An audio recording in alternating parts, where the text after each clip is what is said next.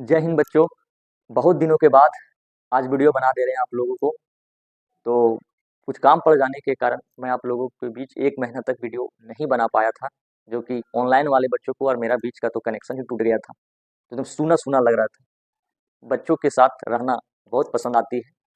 तो आज हम लोग क्लास 10th की एक न्यू चैप्टर को लेकर वीडियो बनाने जा रहे हैं, जो कि चैप्टर हमारे एग्ज़ाम की दृष्टि से भी बहुत इम्पोर्टेंट है और हमारे मानव जीवन का जो क्रियाविधि होती है, उस क्रियाविधि काम जो होती है, उस काम को लेकर भी बहुत इम्पोर्टेंट चैप्टर है। तो इस चैप्टर को आप हल्के में ना लें, इंटरेस्ट के साथ पढ़ें, बिल्कुल सीरियस माइंड में मत पढ़िए, एकदम मज़े के साथ पढ़िए और हम आशा है कि हम आप लोगों को मज़े के साथ पढ़ाएँगे। बच्चों को चाहिए थी रोशनी, हमने खुद अपने शरीर को जला दिया। तो बच्चे आप हमेशा अच्छे विचार से ही वीडियो को देखिएगा, पढ़िएगा, सोच समझ के काम कीजिएगा। तो आप लोग को तो क्लास 10th का एग्ज़ाम आ ही गया है, आने ही वाला है। ज़्यादा दिन वो दिन दूर नहीं जिसमें युद्ध कर्मानुपाती संबंध लग रहा है बच्चों को कि एग्ज़ाम जैसे-जैसे करीब आता जा रहा है सर, दिल की धड़कनें बढ़ती जा रही है सर। तो जिसमें एक चीज़ दूरी एग्ज़ाम की डेट का दूरी नज़दीक होते जा रहा है, दिल की धड़कन बढ़ रहा है। तो जहाँ पे एक चीज़ बढ़ेगी और दूसरी घटेगी, इट्स कॉल्ड युद्ध कर्मानुपाती संबंध होते जा रही है। तो आज हम लोग एक चैप्टर पढ़ेंगे क्लास 10th की, नियंत्रण एवं समन्वय। आप आराम से कॉपी कलम लेकर बैठिए, जितना हम बोलेंगे उतना आप कॉपी में लिखते जाइएगा। आपका इस चैप्टर से क्वेश्चन नहीं के बराबर छूटेगी। ऐसा नहीं है कि जितना हम पढ़ाएंगे सबसे आ जाएगा, ऐसा हम बिल्कुल नहीं बोल रहे हैं। नहीं, ज़रूरी नहीं कि एक गिलास से दूसरे गिलास में पानी डालेंगे तो सारा पानी भी नहीं जाता है, कुछ ना कुछ बच जाता है। तो ज़रूरी नहीं कि हम आपको इस बोर्ड पर बताएंगे तो सारा क्वेश्चन भिड़ जाएगा, ऐसा हम नहीं बोल रहे हैं। पहले हम लोग समझेंगे कि नियंत्रण एवं समन्वय जो चैप्टर का नाम है, उस चैप्टर का मतलब क्या होता है बच्चे। तो नियंत्रण का मतलब होता है किसी भी चीज़ को, किसी भी काम को करने से पहले उस काम को ऊपर सोच विचार कर लीजिए। उस काम को करने से पहले उस काम का नेगेटिव पहलू और पॉजिटिव पहलू को अपने दिमाग के माध्यम से सोचिए और सोचने के बाद जो नेगेटिव और पॉजिटिव के बीच में जो निष्कर्ष निकलती है, उस पर विचार कीजिए। फिर उसका नेगेटिव और पॉजिटिव निकालिए और उस पर जो मंथन करने के बाद जो शब्द आपका दिमाग में आता है, उस पर काम कीजिए। तो ये हुआ नियंत्रण। मतलब किसी भी काम करने से पहले आग-बका के काम नहीं करना, उस काम को करने से पहले सोच विचार कर लेना, अपना मस्तिष्क को नियंत्रण में लाना। और जब उस काम करने के लिए जब जा रहे हैं, तो उस काम को करने से पहले सोच तो ही लेंगे, लेकिन कौन-सा काम कब करना है, कैसे करना है, कोई काम को हमारा शरीर का कौन-सा भाग करेगी, इसमें तालमेल बैठाना ही समन्वय कहलाता है। जैसे बच्चे कोई किसान है, वह खेतों में हल जोतेगा, तो उसको पता है कि एक सिरोरी सिरोरी समझ में आता है ना? जो एक बार बैल घूम गया हल लेके, फिर उस पर नहीं जाएगा, फिर दूसरा उसके बगल में जाएगा। तो ये बैल के साथ-साथ वहाँ पे जो किसान जोत रहे होते हैं, उसको भी पता है कि एक बार जब इस पर गया है, तो उसको बगल वाले में अब ले जाना है। तो ये आपका उनका दिमाग में बैठ गया है कि एक-एक पारी-पारी से आतर दे-दे के हल को ले जाना है। तो हम सोच लिए, तो मतलब हम सोच लिए मतलब शरीर दिमाग का नियंत्रण में ला दिए हैं। जैसे पर तैसे नहीं ले जा रहे, नियंत्रण में लेते जा रहे हैं। और समन्वय का मतलब होता है कि हम जब सोच लिए हैं, तो हमारा शरीर का कौन-सा अंग है जो हल को पकड़ेगा? तो हाथ पकड़ेगा कि मुँह से पकड़ के चलते हैं, नहीं ना। तो हम किसी भी काम करने से पहले सोच लेना ही नियंत्रण कहलाता है। और उस काम को करने के लिए हमारा शरीर का कौन-सा अंग, जिस अंग का ज़रूरत है, उस अंग का उपयोग करना ही समन्वय कहलाता है। तो किसी भी काम को कार्य को करने से पहले सोचना इज़ नियंत्रण एंड शरीर के अंगों के बीच में तालमेल बैठाना ही समन्वय कहलाता है। लोग सोचने का काम करते हैं, नियंत्रण और समन्वय सोचने का काम करते हैं। तो सोचने का काम हमारा शरीर का कौन-सा अंग करेगी? तो मस्तिष्क करेगी। इसका मतलब इस चैप्टर में हम पूरा मस्तिष्क के बारे में देखेंगे कि किसका कितना काम है, हमारे मस्तिष्क को कितने भागों में बाँटा गया है, हमारा मस्तिष्क का वज़न कितनी होती है, ये सब चीज़ आज हम एक ही वीडियो में कंप्लीट देखने वाले हैं। तो बने रहिए। आइए, नियंत्रण एवं समन्वय में सबसे पहला टॉपिक पढ़ेंगे मस्तिष्क के बारे में और दूसरा टॉपिक पढ़ेंगे तंत्रिका तंत्र के बारे में। तंत्रिका तंत्र क्या होता है, जब पूरा पढ़ाने के बाद इसमें आएंगे तब समझाएंगे। मस्तिष्क, मस्तिष्क को इंग्लिश में ब्रेन बोलते हैं। ब्रेन ब्रेन समझ में आता है ना। मस्तिष्क, ब्रेन, मस्तिष्क का जो वजन तौला गया, नापा गया, वजन को जब वजन मस्तिष्क को वजन किया गया, तो लड़कों में मस्तिष्क का वजन कुछ और लड़कियों में मस्तिष्क का वजन कुछ। तो लड़कों में जो मस्तिष्क का वजन होता है ना, वो 1350 ग्राम से 1450 ग्राम तक होता है, जबकि बहन लोग में, लड़की में 1300 ग्राम से 1400 ग्राम तक होता है। इसका मतलब किसका दिमाग कम है, आप कमेंट में बताइए। लेकिन जरूरी नहीं है ये वजन का डिसाइड हो रहा है कि जरूरी नहीं है कि इस पृथ्वी पर जिसका वजन ज्यादा है शरीर का उसका दिमाग भी ज्यादा होता है। सो नहीं, ये डिपेंड करता है कि आपका सोचने की पावर क्या है। तो लड़का का वजन लड़कियों के वजन से 100 ग्राम ज्यादा होता है। तो हम ये कभी नहीं बोल रहे हैं आप लोगों को कि लड़कों का केवल दिमाग का वजन ज्यादा होता है, उसका सोचने और याददाश्त करने की पावर लड़कियों से वो तो डिपेंड करता है कि मेहनत कितना है आपका। तो सोचने की क्षमता और समझने की क्षमता अलग और वजन एक अलग है। तो वजन के अनुसार लड़कों का वजन लड़कियों के वजन से ज्यादा होता है, लड़कों का वजन। तो कहावत कहा जाता है कि लड़कों का वजन 100 ग्राम ज्यादा होता है लड़कियों से, इसलिए उसको लड़कों के वजन से बराबर में बैलेंस लाने के लिए लड़कियों का लंबा लंबा बाल होता है, तब उसका वजन बढ़ जाती है। मस्तिष्क जो होता है बच्चे, अब मस्तिष्क में ही हम लोग सोचने समझने की क्षमता रखते हैं। तो कौन बच्चा कितना सोच सकता है, कितना बड़ा बड़ा चीज को सोच सकता है, वो डिपेंड करता है आपका आईक्यू लेवल पर। बोलते हैं आईक्यू लेवल क्या होता है सर? IQ intelligent quiescent. किसी बच्चा का आईक्यू लेवल ज्यादा तो किसी बच्चा का आईक्यू लेवल कम, और जहां पे बात कम और ज्यादा का हुई वहां पे एसआई मात्रक का निर्माण हो जाता है। जैसे दूरी 5 किलोमीटर 4 किलोमीटर अंतर हुआ, तो जहां पे बात ज्यादा कम अधिक बेसी का बात हुआ तो वहां पे एसआई मात्रक का, तो किसी भी बच्चा का दिमाग सोचने का किसी का ज्यादा और किसी का कम होता है, तो वहां पे भी उसका पावर ज्यादा है तो कम है। कितना ज्यादा है कितना कम है वो डिपेंड करता है आईक्यू पर, और आईक्यू का जो नापा जाता है वो कार्टेक्स में नापा जाता है, इंटेलिजेंट क्वाइसेंट। अब जो मस्तिष्क होता है, मस्तिष्क को हम लोगों को सुरक्षा देना बहुत जरूरी है। तो यह मस्तिष्क को अगर डायरेक्ट खुले में छोड़ देंगे तो इतना इंपॉर्टेंट अंग है शरीर का, वो तो बहुत दिक्कत हो जाएगी। तब उसने मस्तिष्क को सबसे पहले मस्तिष्क के ऊपर एक तो निम्नेशन कर दिया, झिल्ली का पतली परत का निम्नेशन कर दिया। जैसे ये हम लोग का मस्तिष्क है ना, तो इसके ऊपर में एक तो निम्नेशन किया हुआ प्लास्टिक का जैसा, जिसका नाम मेनिंजाइट है। फिर सोचा नहीं एक ही ठो देंगे, तो आजकल के लड़का लड़कियां जो है बहुत खचरे हैं, बाइक चलाते हैं, किसी को दिखाना है तो एक्सीलेटर ज्यादा, किसी को नहीं दिखाना है तो एक्सीलेटर कम। ये कहाँ का रीति रिवाज है कि कोई अगर है पुरवैया हवा बह रहा है तो एक्सीलेटर एकदम पूरा स्पीड चला जाएगा। तो इसके सोचे कि नहीं रे एक तो झिल्ली देंगे तो तुरंत वह लड़का या कोई भी दिखाने के चक्कर में वो मर जाएगा। तो सोचा नहीं इसके ऊपर एक और दे देते बाबू, सुरक्षा देने के लिए कम से कम मजबूत।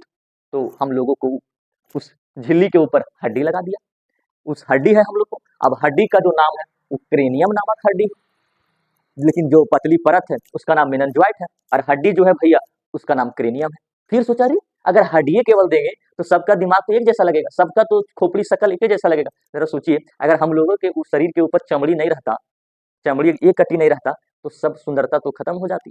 कौन सुंदर है कौन बदसूरत है, कौन काला है कौन गोरा है, सब खत्म। ओनली फॉर ओनली सब एक जैसा व्हाइट, क्योंकि हड्डी का रंग व्हाइट उधर से दिखता। फिर दिखता रही सतीश सर का इन्हें 24 वो हड्डी है रे खोपड़ी में रे, तो फिर उसका गिनता रे श्याम सुंदर तुर क्या है रे, तो उसका गिनता रे तो 28 वो है रे। ओ माय गॉड, सबका हड्डी गिना जाता। लेकिन ऊपर से क्या कर दिया है, ढक दिया है हड्डी को। तो क्या चीज से ढका, चमड़ी से ढक दिया।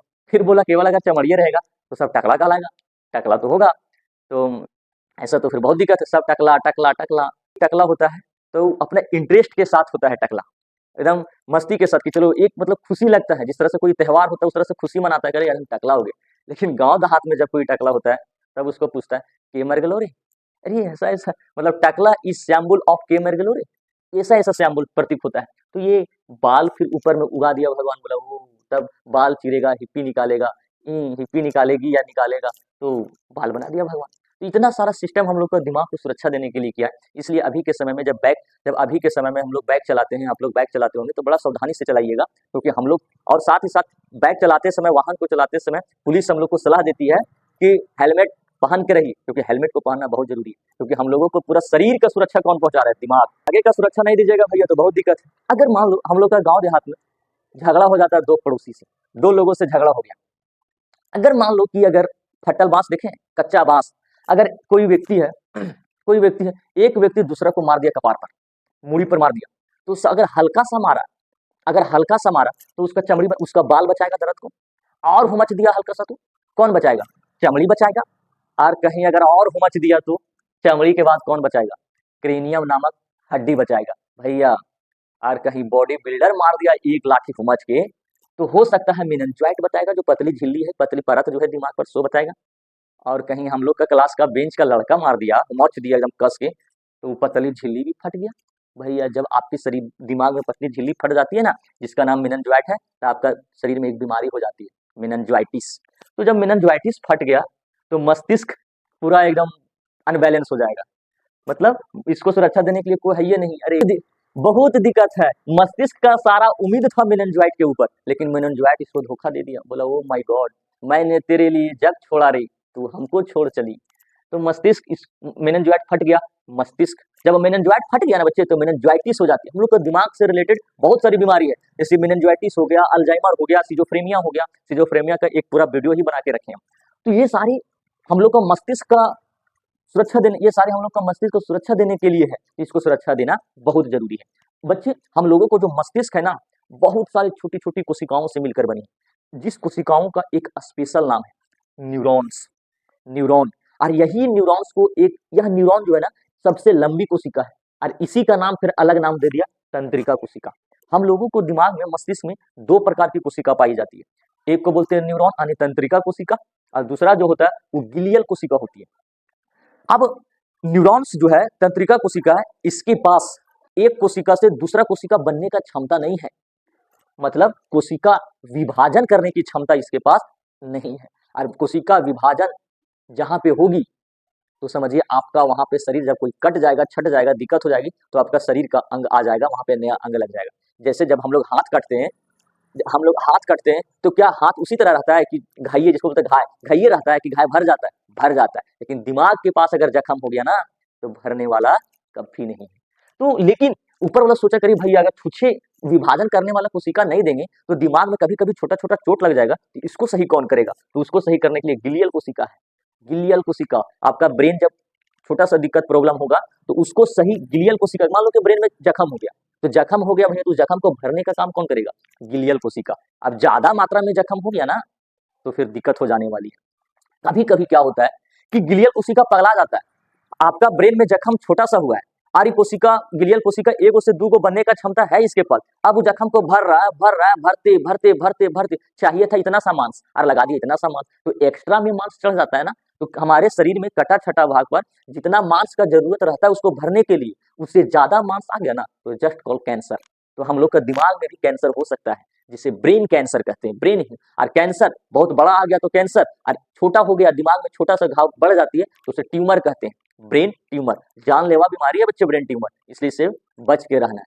इस जो तंत्रिका कोशिका होती है ना, नसें, न्यूरॉन्स, ये बहुत पतली होती है। इतनी पतली होती है कि इसमें ब्लड जब जाती है ना, तो ज्यादा प्रेशर से भी जाना उचित बात नहीं है, उचित बात नहीं है। इसका मतलब जब आपका शरीर में बीपी बढ़ जाएगी ना, बीपी बढ़ जाएगी ना, तो उस बीपी बढ़ जाने का मतलब blood pressure, BP blood pressure जाना चाहिए 120 के स्पीड से और आना चाहिए 80 के स्पीड से, लेकिन बढ़ गया मतलब जाने वाला रफ्तार तेज हो गई। जब तेज हो जाएगा तो इसमें फीता जो है, पतला फीता है दिमाग में, और तेजी प्रेशर मारेगा तो फीता फट भी सकता है। तो जब फीता फट गया, नस फट गया, दिमाग का नस, तो उसे बोलते हैं ब्रेन हेमरेज हो गया। बच्चे, जब किसी को सांप काटती है ना, तो सांप काटने से क्या होता है कि जब खून में सांप का जहर चली जाएगी, तो उस जहर, सांप का जहर का काम है खून को थक्का जमाना। और जब वह खून को थक्का जमा के नस, दिमाग वाला नस के पास जाएगा, खून थक्का जमेगा और पीछे से प्रेशर मारेगा, तो ऑटोमेटिक नस फट जाएगी। इसलिए जब किसी भी व्यक्ति को सांप काटता है तो उसको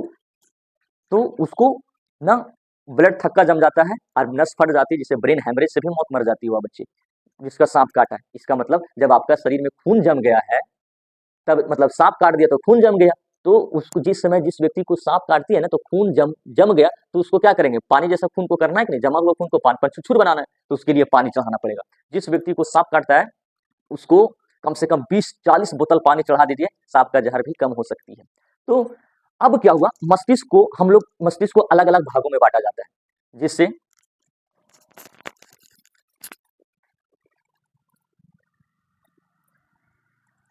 मस्तिष्क को अलग अलग भागों में बांटा जाता है।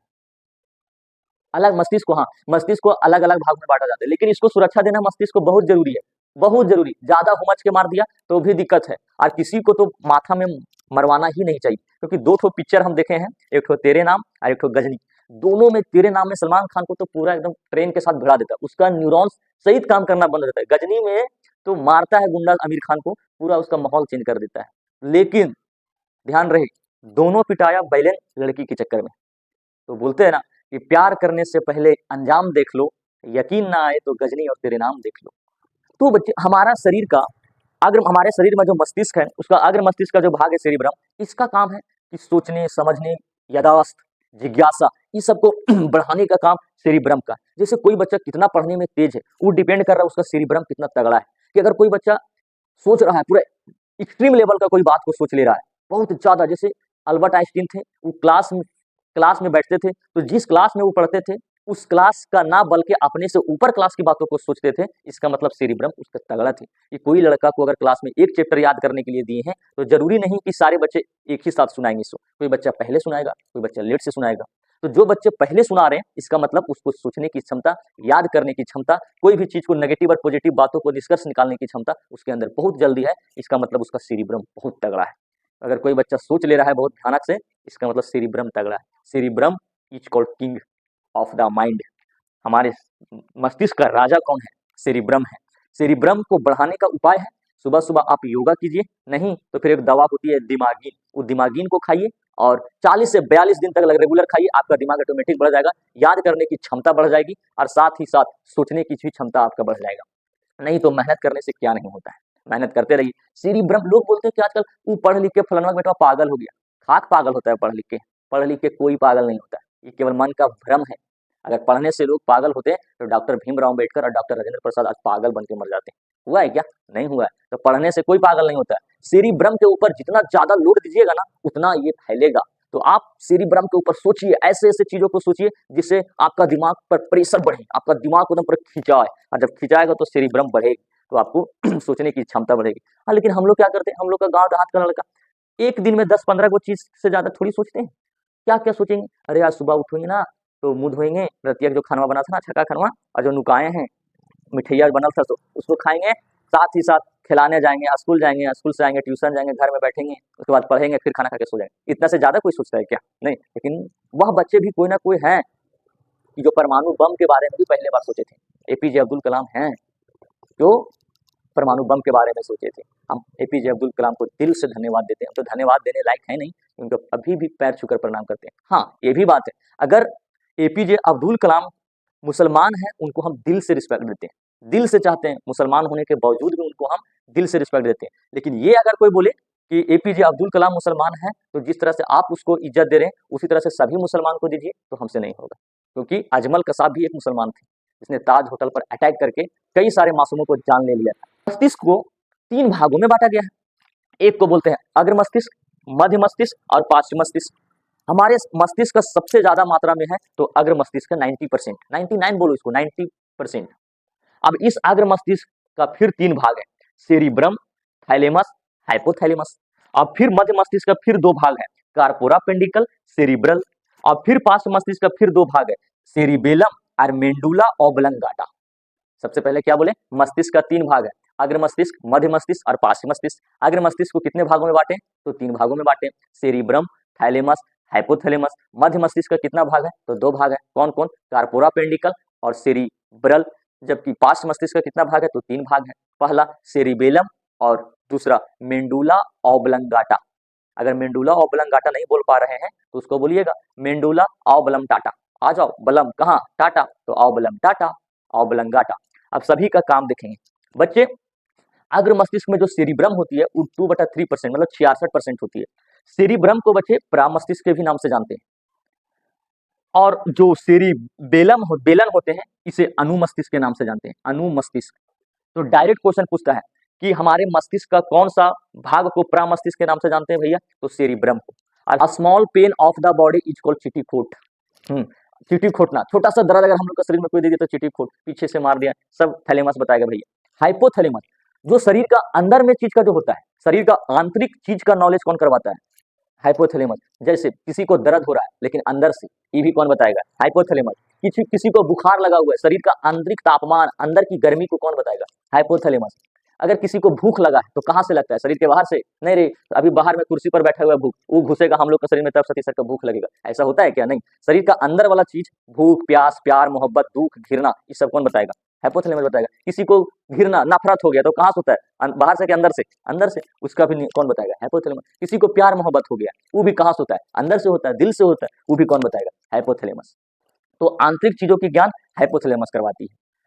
हाइपोथैलेमस जब बढ़ जाएगी, हाइपोथैलेमस जब अनकंट्रोल हो जाएगा तो हमारा शरीर का पूरा अनबैलेंस हो जाएगा, सब चीज काम करना बंद। जैसे भूख की सूचना कौन बताएगा?